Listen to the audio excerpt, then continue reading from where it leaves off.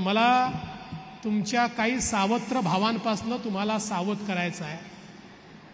आपल्याला कल्पना आहे ही योजना आम्ही सुरू केल्यानंतर काही सावत्र भाऊ त्यांच्या पोटात दुखायला लागलं आणि मग नाना पटोलेजी आमचे काँग्रेसचे अध्यक्ष त्यांचे निवडणूक प्रमुख अनिल वडपल्लीवार हे उच्च न्यायालयामध्ये गेले, हायकोर्टमध्ये गेले आहेत आणि हायकोर्टात त्यांनी सांगितलं आहे लाडकी बहीण योजना, मोफत शिक्षणाची योजना, गुलाबी ऑटोची योजना, या सगळ्या मोफत सिलेंडरची योजना, म्हणाले या सगळ्या योजना पैशाचा अपव्यय आहे, पैशाचा चुराडा आहे, त्यामुळे या सगळ्या योजना स्थगित करा, अशा प्रकारची मागणी त्यांनी त्या ठिकाणी केली।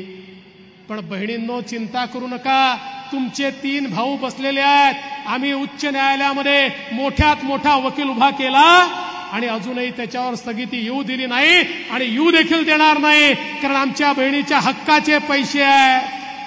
पण सावत्र भावांची नियत बघा, काल परवा सन्माननीय आदित्य ठाकरेजी म्हणाले एकदा आमचं सरकार येऊ द्या, या मागच्या सरकारने महायुतीच्या सरकारने घेतलेले सगळे निर्णय हे आम्ही रद्द करून टाकू, म्हणजे यांच्या पोटात खतखतताय आणि डोक्यात चाललाय सरकारमध्ये आलं की पहिले लाडकी बहीण योजना ही बंद करून टाकायची। काल परवा आमच्या शिंदेताई त्या ठिकाणी म्हणाल्या, प्रणितीताई म्हणाल्या लाडकी बहीण योजना म्हणजे महिलांना दिलेली लाच आहे। अरे काही बोलताना शरम करा, या आपल्या बहिणी आहेत, हा काय पैसा कोणाच्या बापाचा पैसा आहे, हा पैसा सरकारचा पैसा म्हणजे जनतेचा पैसा आहे। जर जनतेचा पैसा, बहिणींचा पैसा त्यांच्या खात्यामध्ये आम्ही टाकतोय तर आमच्या बहिणींना लाचखोर म्हणण्याचा अधिकार कोणाला आहे का?